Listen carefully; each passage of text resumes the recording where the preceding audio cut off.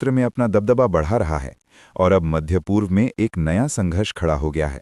दुनिया बहुध्रुवीय प्रतिस्पर्धा की ओर बढ़ रही है और ऐसी दुनिया में संघर्ष ज़्यादा जटिल, ज़्यादा अप्रत्याशित और ज़्यादा खतरनाक हो जाते हैं।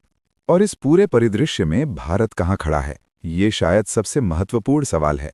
भारत के लिए मध्य पूर्व सिर्फ एक भौगोलिक क्षेत्र नहीं है, ये भारत की ऊर्जा सुरक्षा, आर्थिक समृद्धि और करोड़ों नागरिकों की जीविका से जुड़ा हुआ है।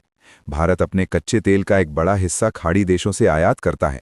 लगभग 90 लाख भारतीय नागरिक खाड़ी देशों में काम करते हैं। उनकी सुरक्षा भारत सरकार की प्राथमिकता है। भारतीय दूतावासों ने तुरंत एडवाइजरी जारी की। नागरिकों से कहा गया कि वो सतर्क रहें, अनावश्यक आवाजाही से बचें और दूतावासों से संपर्क में रहें। इसके अलावा भारत के लिए व्यापार मार्ग, स्वेज नहर, हुर्मुज जल डमरू मध्य अत्यंत महत्वपूर्ण है। भारत की कूटनीतिक चुनौती ये है कि उसे एक साथ कई रिश्तों को संभालना है।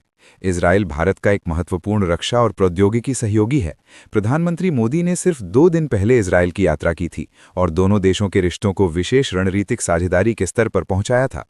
ईरान से भारत के ऐतिहासिक और सभ्यतागत संबंध रहे हैं और चाबहार बंदरगाह भारत की अफगानिस्तान और मध्य एशिया नीति के लिए अहम है।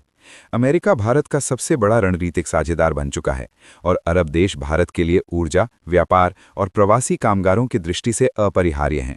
विदेश मंत्रालय ने अपने बयान में सभी पक्षों से संयम बरतने और कूटनीति के रास्ते पर चलने की अपील की।